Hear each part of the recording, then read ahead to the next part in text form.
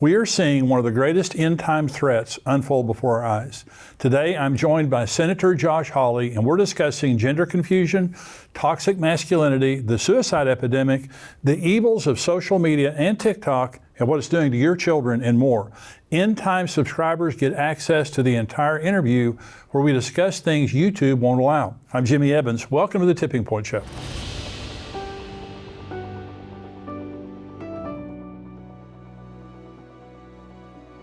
It's an honor for me today to be joined by Senator Josh Hawley. Josh is the author of the best-selling book, The Tyranny of Big Tech.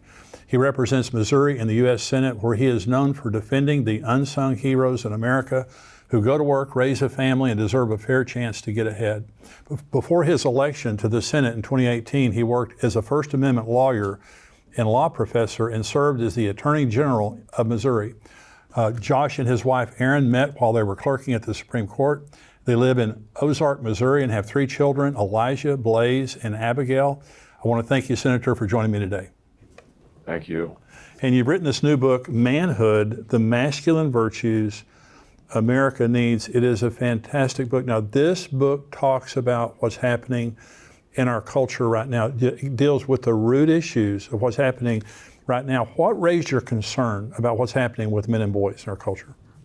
Well, I tell you, the first thing is that I'm a father of 3, and my 2 older kids are boys. So my son Elijah is 10 years old now. My son Blaze is 8 years old. And really, it started with my boys. I've been thinking about my obligations as a dad to them. And as a follower of Jesus, what is it that I am obliged to do and also have the honor to do in terms of raising them, helping them to, number one, know the Lord, but then also to know his call on their life, to know his great plan for them. And so, Jimmy, really, the book was born out of that. It was me thinking about my boys and thinking about the messages they're hearing today out there in the world that say that to be a man is a bad thing, that to be a man is to be an oppressor, that to be a man is to make the world a worse place. And that's not what the Lord says. That's not what the Bible says. So the book really was started as a chance to say, here's what the Bible says about God's plan for men, and a call to men in this country to stand up and to fulfill their God-given role. Well, your book talks to the heart of that issue. What are the greatest threats? And your book talks about what are some of the greatest threats that men and boys are facing today? Well, I think one of them is, let's just start with the message that they're hearing, that boys are hearing, that men are hearing, which is that to be a man is to be toxic. This is something that boys have pounded into their heads. I mentioned my little boys from the time they go to elementary school practically. They get pounded into their heads this idea that to be a boy is a bad thing, to be a man is in and of itself a bad thing, and that the only thing really good you can do as a man is to renounce your masculinity and to be passive and to be pliable and to do as you're told. And I just think, every parent in America who has a boy will recognize this syndrome. You send your kids off to school, and what are the kids told? What are your boys told in school? That they need to sit still, that if they want to run around, that's disruptive, that if they want to play with guns, that's a threat, that if they want to play aggressively, that's dangerous. So the boys have that pounded into them. They get a little bit older, and then they're told that, masculinity is inherently evil and toxic. And then, Jimmy, by the time they're teenagers and in their 20s, we start seeing the kind of numbers that we see with suicides, off the charts now. Highest suicide rate among young men we've ever had. Drug abuse, off the charts. Young men dropping out of school, and not just college, but we're talking about even high school. The number of boys completing high school has fallen to decades high numbers, or maybe a decade's low, I should say. So you look at this and you think, man, there is something seriously wrong with men in this country in terms of how they're living, how they're feeling. And I think the message that they're hearing from the culture, from the liberal culture, if we're going to be honest, is that's what's toxic. It's not that men are toxic, it's that the message is. You tell a story in your book about one of your dearest friends who committed suicide. And this is something that, a lot of suicides are not reported, and so as suicides, but there is an epidemic of suicide. But really, you talk about in your book, it's really a loss of purpose. The Epicurean type of mentality where people are, they just lose their sense of purpose in life. In fact, their purpose is really just to be happy. Yeah, that's really, in the book I talk about this idea, this Epicurean idea. Epicurus was an ancient Greek philosopher, but his ideas are really pretty simple. It's just that the self is God. That's the essence of it, that the self is God, pleasure is God. You think about it, that's really what our liberal culture preaches today. You know, that the self is God, pleasure is God. The problem with that is it's totally empty. You know, you try pursuing that. It is totally, totally empty. If you believe that the universe is empty, that your life is inherently meaningless, that there is no eternity, there is no God, there is no salvation, and that it's basically just on you. Make yourself as happy as you can in those circumstances. Boy, that's a tall order. And by the way, it's an incredibly depressing task. And I think that's why we see more and more people, both genders, male and female, of all ages, but especially young men. We see them on drugs. We see them committing suicide. We see them saying that they're more depressed than ever. It really is a loss of purpose. And we as Christians, we know that that is not only kind of a distortion, it's totally false. And we have the answer for it. We have a better vision. And there's no coincidence that all these things have happened while the family has been under attack and faith has been under attack. That's right. No, that's exactly right. And part of what I wanted to do in the book is for an audience that isn't necessarily a Christian audience, Jimmy. I mean, I certainly hope that believers will get something out of this book, but I also hope that non-believers who are just open to it, you know, they may say, well, I'm not really a Christian, or, you know, I'm not really religious, quote unquote, but they'll want to pick up this book, and what they'll get out of it is they'll get introduced to some of the stories of the Bible. What I do is I just go back to the Bible and tell the stories of great men of the Bible. And part of that is just reintroducing people to the foundational stories of the Word of God, where you begin to see the lives of these men. And then also, you know, we meet some amazing women there too. I mean, you know, you've got Abraham, and then you've got Sarah alongside him. But you look at these amazing people, these amazing men, and you start to see a different picture of what life can be about. And I think that showing people what the Word says, giving them hope for what their life could be, boy, there's a lot of power there. Well, you told a story in your book. You told a truth in your book I've never heard before. 41 years of ministry. You taught me something big right in the beginning of your book. You were talking about the Garden of Eden was to be expanded, and that God created Adam and put him in there, but part of his task was to expand the garden. I've never heard that before. I just thought the Garden of Eden was the Garden of Eden. But there's a greater purpose for our lives than just self-pleasure or just happiness or something like that. And that's what your book goes to. Yeah, that's exactly right. And, you know, I love that picture of the Garden of Eden, because it just, to me, as I was studying this, working on the book, reading about it, reading the scripture, reading all the various commentaries and scholars about this, and learning myself, looking at the picture there of what God did. He makes a creation, calls it good, you know, puts Adam and Eve in the center of the garden. But what we really see is the garden, among other things, of course, it was a real place, but the garden was also a temple. It was a place where God dwelled. And, you know, what scriptures say, God walked with Adam and Eve in the cool of the day, right? So God dwelled there. And the rest of the creation is good too. I mean, God made it all. But he only made one garden, and he gave Adam and Eve, but particularly Adam. Adam gets the charge. Adam's supposed to cultivate that garden and expand it out. And you just see, Jimmy, as men, we can see right there a purpose for our lives, that God calls us from the moment we're made, calls us to participate in his work of expanding his presence into the world. And of course, now we've got the fuller revelation that that's Christ, that's the presence of Christ, that's his kingdom. Right. But even as far back as Genesis, you know, when Jesus isn't yet on the scene, so to speak, I mean, he's already there, right? But he's not yet introduced on the pages of Scripture. We already see God's call to expand his presence into all the world. That's a fundamental core part of what we're supposed to do as men, and every man has that call. And I think my hope is that in some small way, if men will read this book, some man who doesn't know Jesus, doesn't know the story of the Bible, but maybe he'll pick that up and he'll think, wait a minute, I want to learn more about this. Wait a minute, my purpose, you're telling me my life has a purpose, that God made me with this purpose to change the world for him, to come to know him, to be part of his plan? And the answer to all of that is yes. And I hope that will inspire people. Well, I really hope, honestly, that every single man reads this, every father reads this, really every mother needs to read this too, as well as young men. You know, the sitting around, you tell in the beginning of your book, you talk statistically about how many men are not working today and how many young men are not working today. And that's where the depression and suicide runs.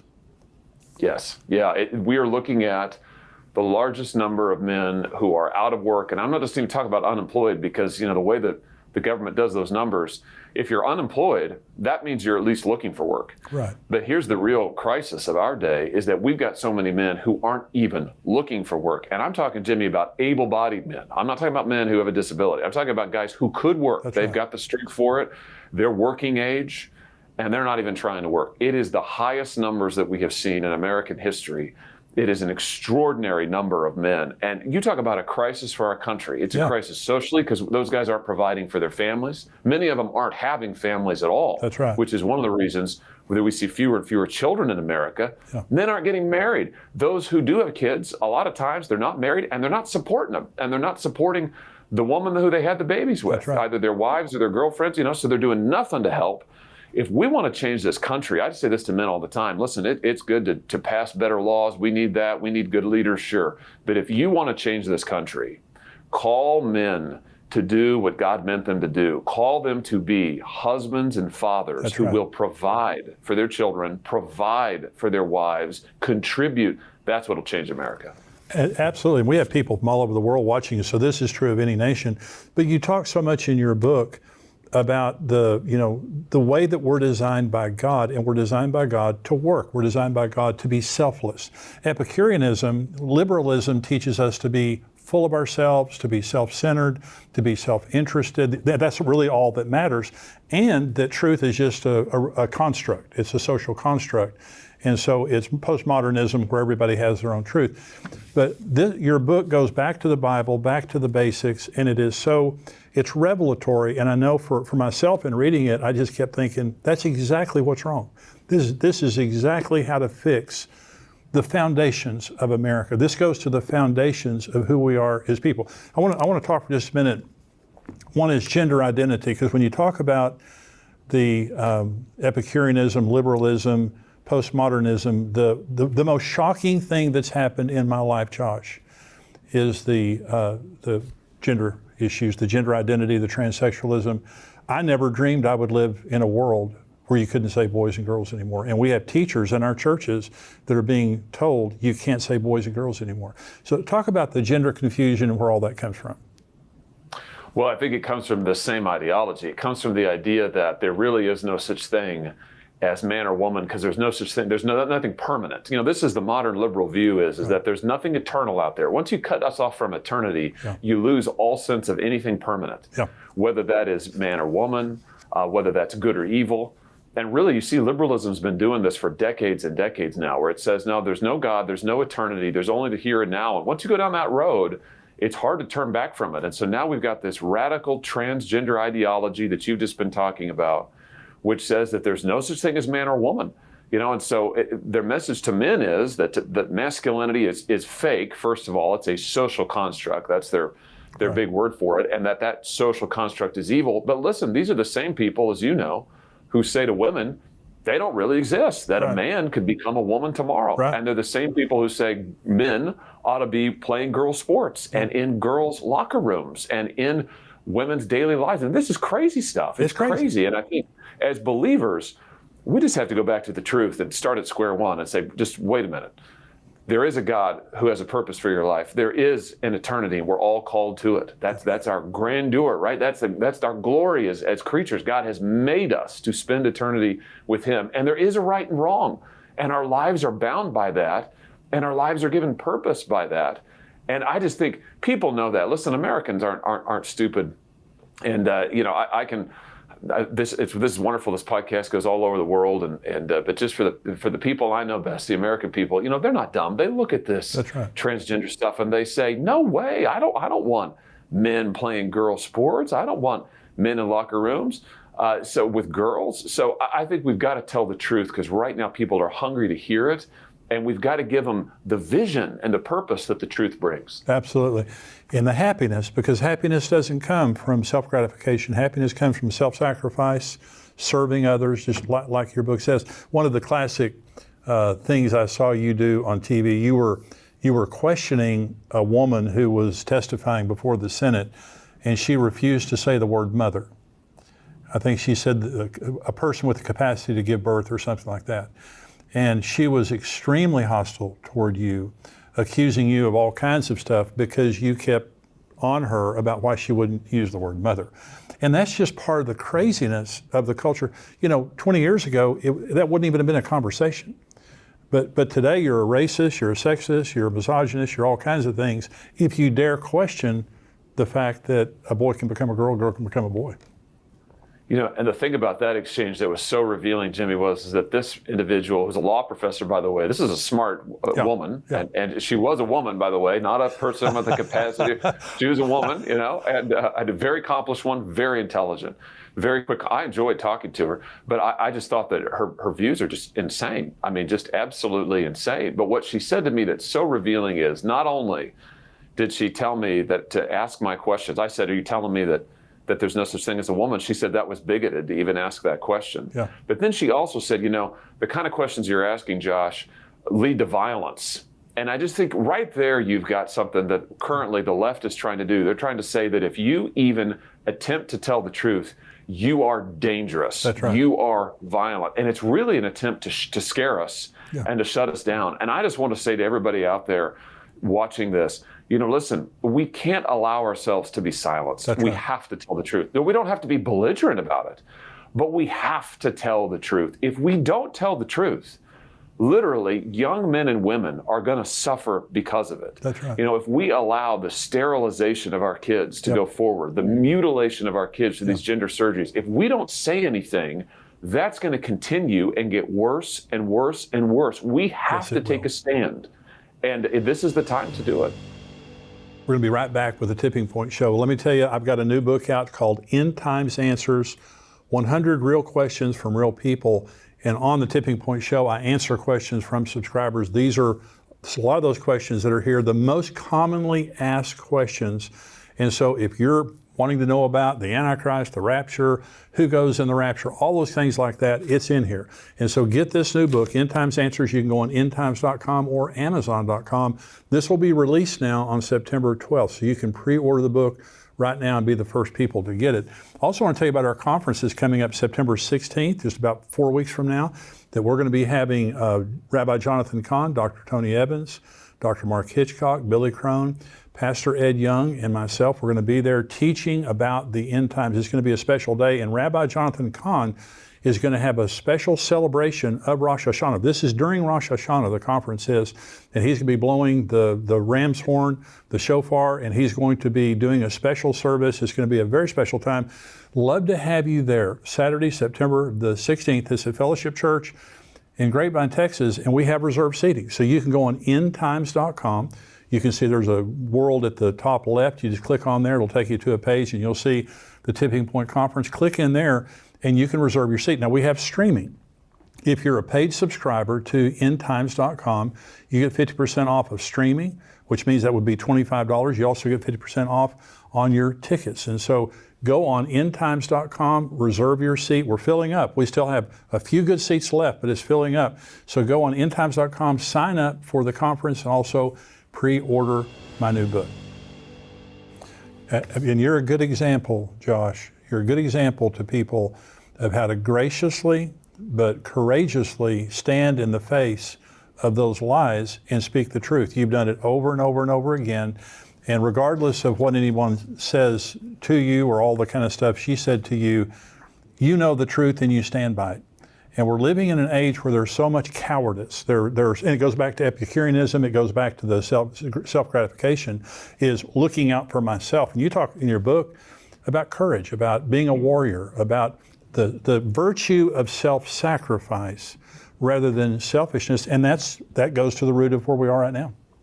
It does. And if there's one thing, Jimmy, as I was writing this book and thinking about it, if there's a thread that I think emerges in the book, or at least for me as I was writing it, the thread of self-sacrifice really is one of the major common themes that ties together, I think, all the different things the Lord asks us to do, all the different facets of the purpose He has for us. For us as men, self-sacrifice is a huge one. And that makes sense, right? Because we are made in the image of Jesus Christ.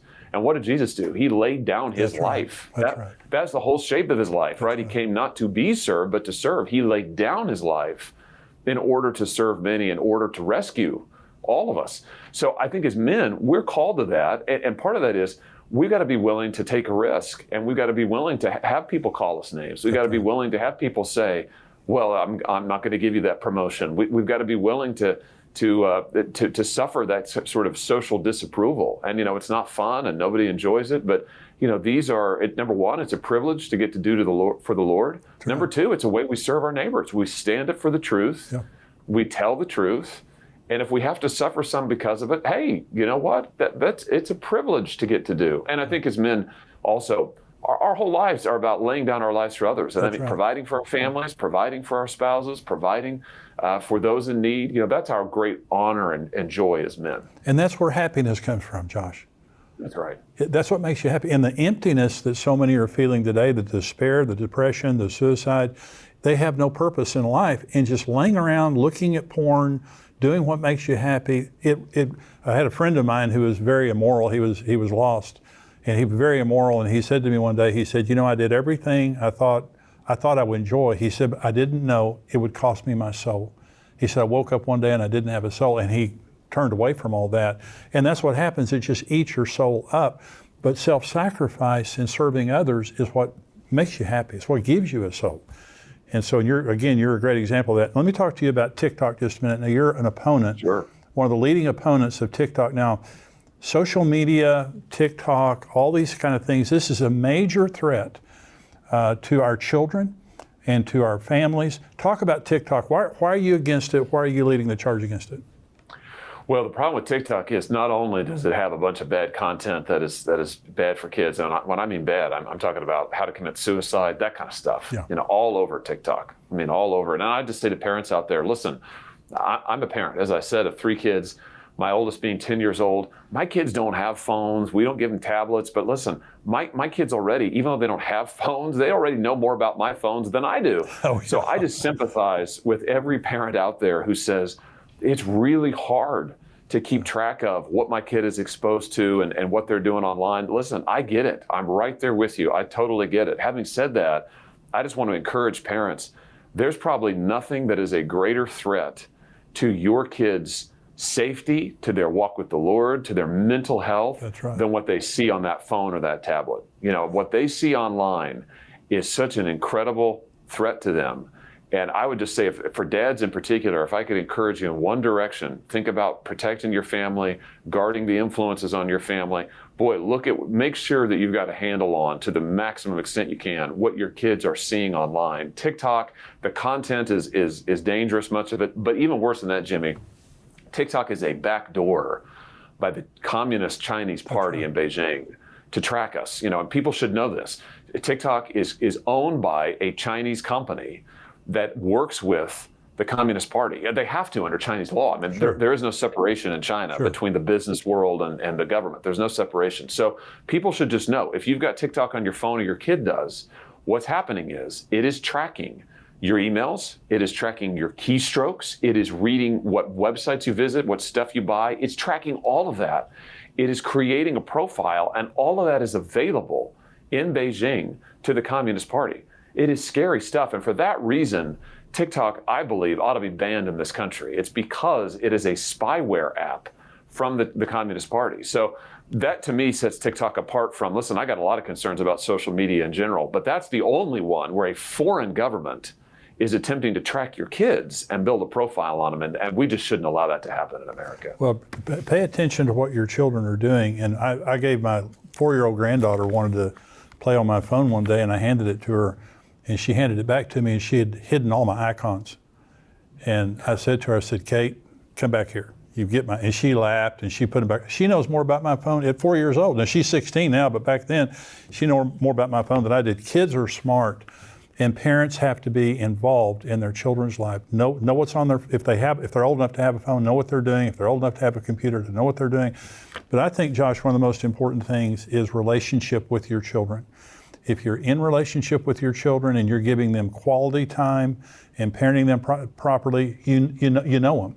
But if you're letting technology raise your children, that's dangerous, right?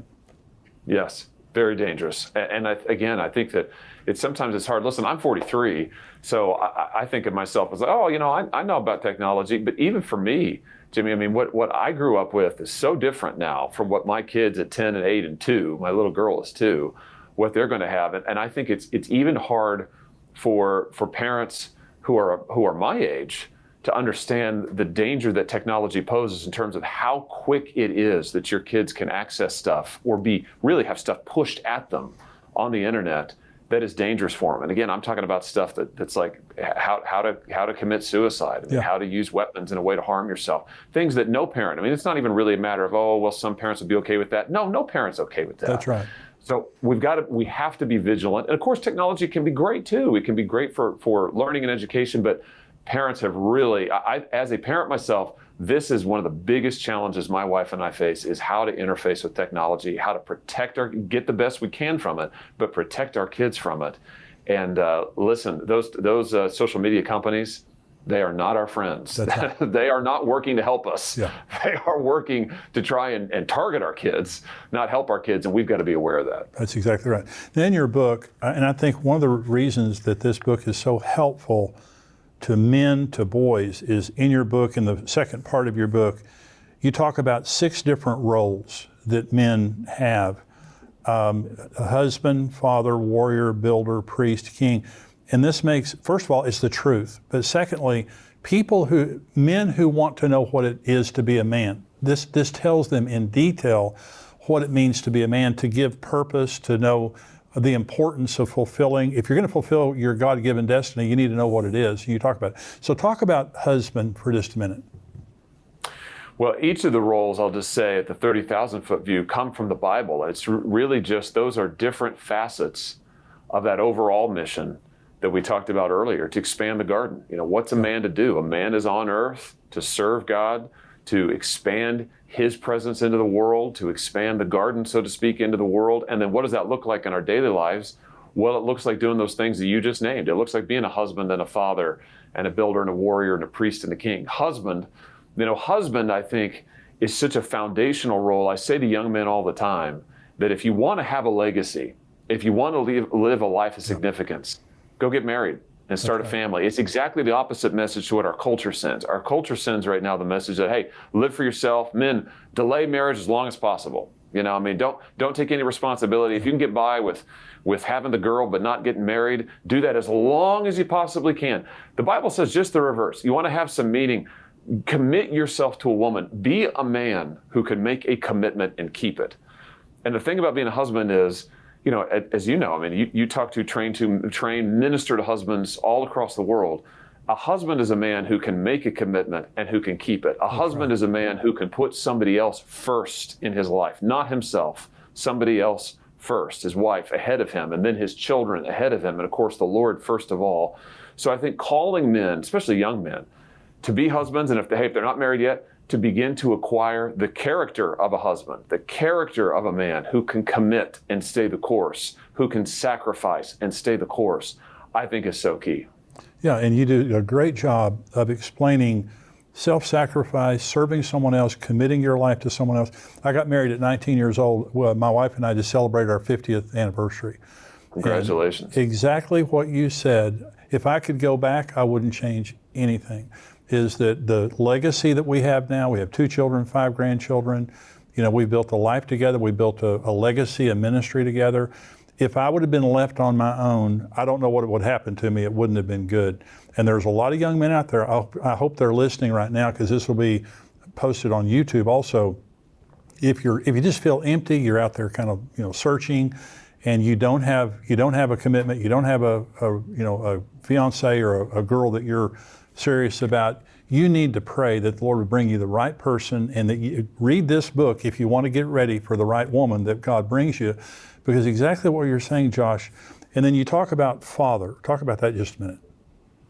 I think being a father, for me, Jimmy, the most life-changing role of my life is being a father. I got married. Becoming a husband is an incredible change. It completely reorients your life. And then, to be honest with you, you get married, and as a husband, I realize, oh, okay, I'm pretty selfish. I'm a lot more selfish than I thought. You get married, Exactly. It's like, okay. But then you become a father and you realize, oh, I'm even more selfish than I thought. Because as soon as you become a dad, all of a sudden, you thought you had no free time. You become a father and you realize you had gobs of free time, and now you have none. That's right. But that is for a man, especially I think for a young man, to become a father. And to realize that now your life, for the rest of your life is all about other people. Your life is all about making yourself expendable. What fathers really do is they're in the business of replacing themselves. I mean, that's really what it is, right? You're raising up other people, your sons, your daughters. You're raising them up to go forward to the frontier. They're going to outlive you. That's your great hope and dream, right? And when as believers, you're raising them up to follow the Lord and to carry forward his work in the world that will outlast you. And it's a great privilege to think one day I'll pass the torch on to my sons and daughters. One day the Lord will call me home, I'll be done, and they'll go on. And I want my ceiling to be their floor. I say this to my boys all the time. I want them to do so much more than I've done. And that really, in the Lord, I want them to know the Lord more. I want them to experience him more. I want them to do more for him than I was able to do.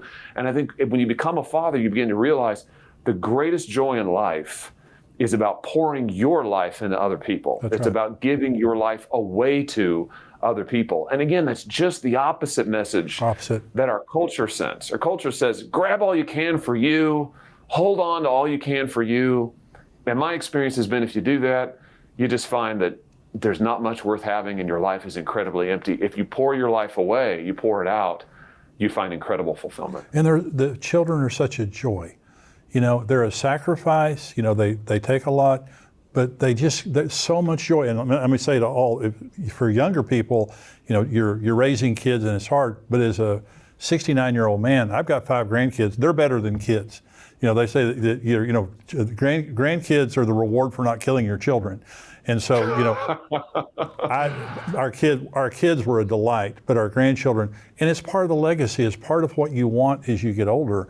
But my son is the CEO of XO Marriage. I was the CEO for years. Now he's running it, doing a fantastic job. It's such a joy when you have given your life to your children and you see your children then succeeding, and he's doing more than I ever thought that I've ever done.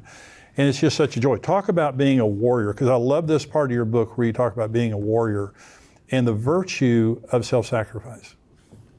The warrior chapter, I talk about Joshua from the Bible, and Joshua who led, of course, the Israelites across into Canaan, across the Jordan and into Canaan, and conquered the land. And for me, it was so special because I'm named for him. My parents picked that name out of the Bible for me.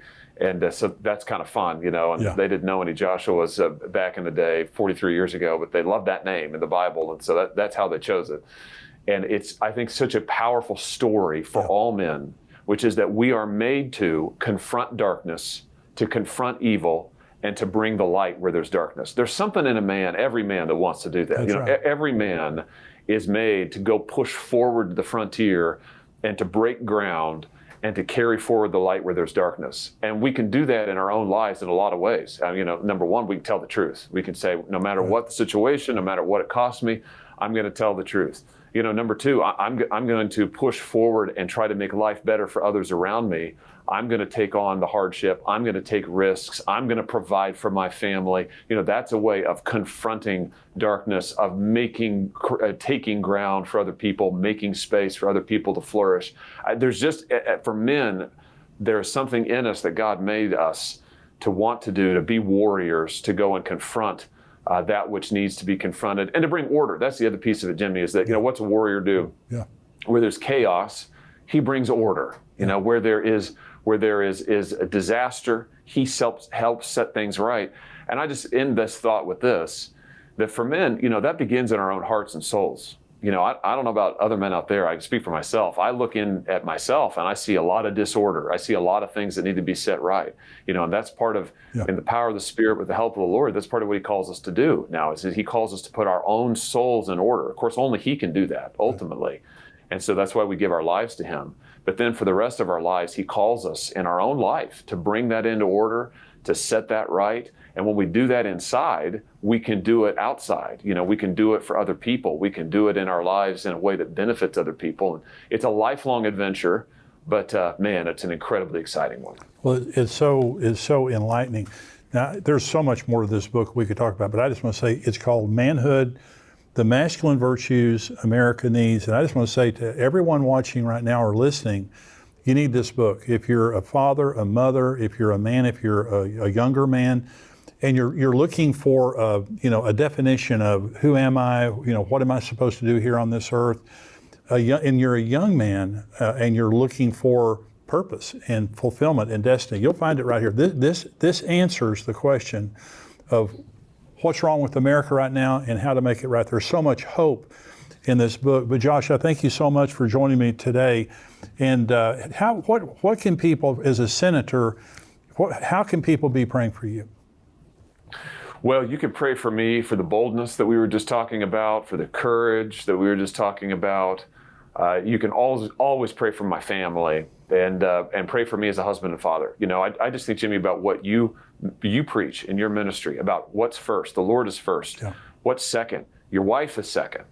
Then what? Then your children. So I just think for me, I'm no different, and I just appreciate the prayers of all the men out there. Pray for me that I would keep first things first, that my heart would love the Lord, number one, that I would be committed to and serve my wife and my children, and never be about the praise of men or the praise of the world. All of that is fleeting and can change like that, but it would be about living for the Lord, about being bold for the Lord, about loving my family, serving them, and I'd keep the main thing the main thing. Absolutely. Where can people get your book? Anywhere. You can get it on Amazon, you get it on barnesandnoble.com, anywhere books are sold. Your local bookstore should have it, so you can get it any of those places. Thank you so much for joining me today. God bless you. Thank you, Jimmy. Thank you for joining us today on Tipping Point. We'll see you again next time. God bless you. Goodbye.